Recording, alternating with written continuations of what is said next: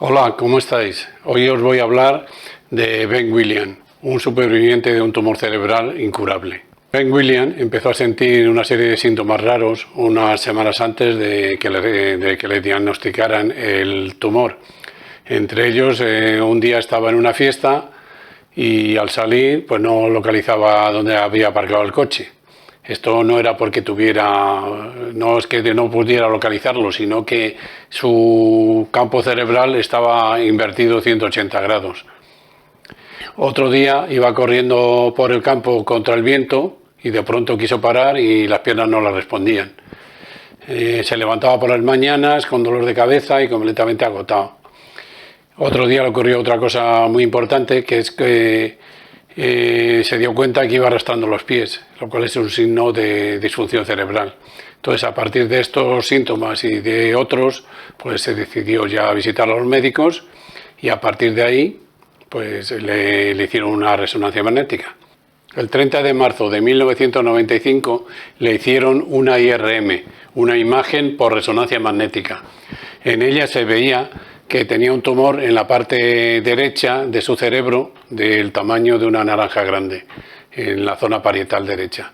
Técnicamente era 184 centímetros cúbicos. Cuando vio la imagen, el doctor Marshall, que era el neurocirujano, dijo que el tumor tenía peligro inmediato y que había que operar al día siguiente. La operación salió bien y un análisis preliminar del tumor indicó que era un astrocitoma anaplásico de grado 3. Diana, la mujer de Ben, le preguntó al doctor Marshall que cuánto podía vivir, esperando que le iba a dar una mala noticia. Sin embargo, este le dijo que podía vivir 3 o 4 años, con lo cual, bueno, se quedaron un poco más contentos. Después de esto, hicieron un segundo IRM y entonces vieron que había quedado un tumor residual bastante grande, ya que el doctor Marshall había realizado una cirugía bastante conservadora. Unos días después se reunieron con el doctor Chamberlain, que era el neurooncólogo. Este les dijo que el tumor era un glioblastoma multiforme, o sea, la forma peor de cáncer cerebral, lo cual los dejó muy sorprendidos. Parece ser que el análisis inicial del tumor no era correcto. La esperanza de vida les dijo que era de 1 año y que como él parecía que estaba funcionando a un nivel alto, podía esperar vivir 18 meses. Les dio un teléfono para que llamaran para hacerse radioterapia y después tendría que continuar con quimioterapia. La mayoría de las personas que reciben un diagnóstico, un pronóstico como el de Ben Williams, lo que hacen es seguir fielmente el tratamiento que les da el doctor. No pueden hacer otra cosa. Se supone que el médico es el experto y que el tratamiento es lo mejor que la medicina puede ofrecer. Sin embargo, Ben Williams no era de esta mayoría que se resigna.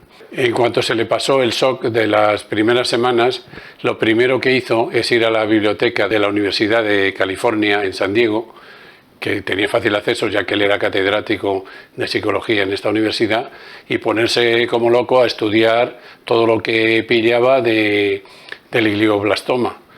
Todo lo que leía realmente era descorazonador, porque todo indicaba que el tumor era incurable y que, bueno, que la muerte era inminente, que no había curación. Sin embargo, un día encontró un artículo interesante de Charles Wilson.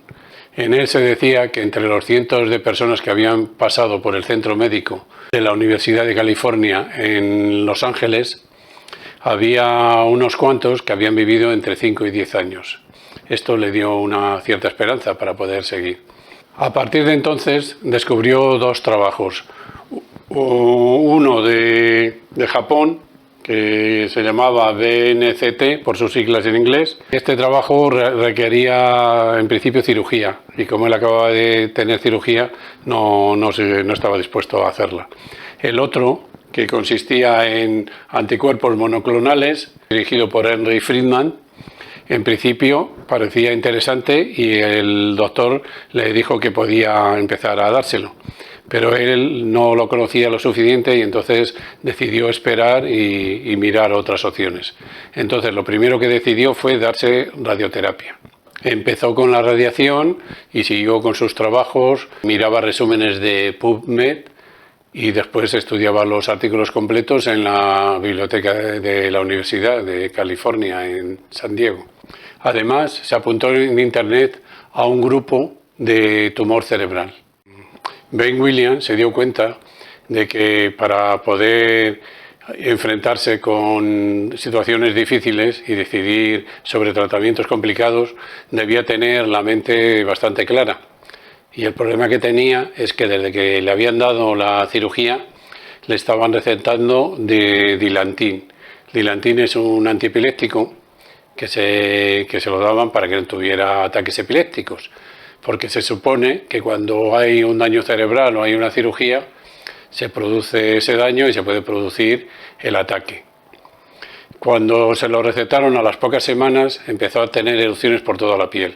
Y entonces el doctor Chamberlain le recetó otro, el Tegretol, que bueno, lo hacía sentirse confundido igual que el otro y bueno, no lo dejaba pensar con claridad.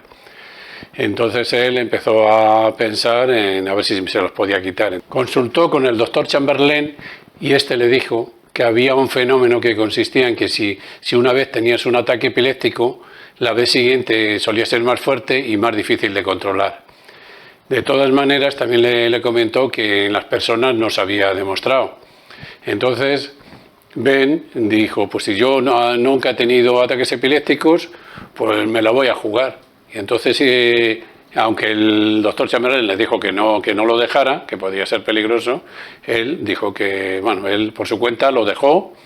Y después, un poco más tarde, dice que había tomado una sabia decisión porque encontró un artículo que decía que realmente las personas que no habían tenido ataques epilépticos, aunque los operaran, no pasaba nada y no tenían más ataques, aunque no le dieran antiepilépticos.